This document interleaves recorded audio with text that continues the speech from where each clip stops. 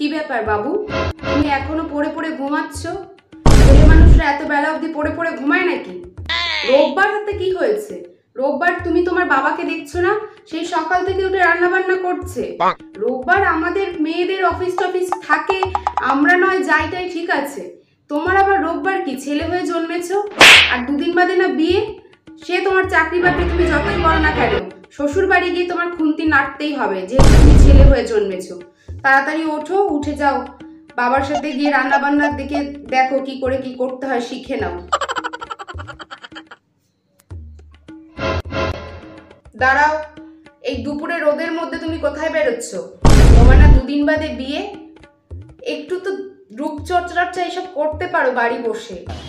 মানছি মেয়েটার গায়ের রং চাপা, কিন্তু ও মেয়ে, সোনার আংটি বেঁকা হলে তবুও সোনা। তুমি ছেলে হয়ে জন্মেছো, তোমার একটু রূপচর্চা এগুলোর দিকে একটু ধ্যান দেওয়া দরকার। দুদিন বাদে বিয়ে, এখন এরকম রোদের মধ্যে হুঠাৎ বেরিয়ে পড়ো না। বাড়িতে থেকে দেখো কি সব মুখে টুকে লাগানো যায় কিনা, বাবার কাছে শোনো।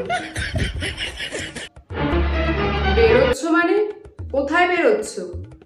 এই সন্ধ্যের সময় তুমি বাড়ির বাইরে যাচ্ছ কোন সাহসে? আর তুমি এটা কি ধরনের পোশাক পরেছো? স্যান্ডো গেঞ্জি আর শর্ট প্যান্ট? ভদ্র বাড়ির ছেলে হয়ে জানো না রাস্তার মোড়ে কি সব মেয়েগুলো দাঁড়িয়ে থাকে? কোথা থেকে কি বলে দিবে, কোথা থেকে কি হয়ে যাবে। একদম এখন বেরোনো যাবে না, সন্ধ্যে 7টা বেজে গেছে। বাড়িতে বসো চুপচাপ।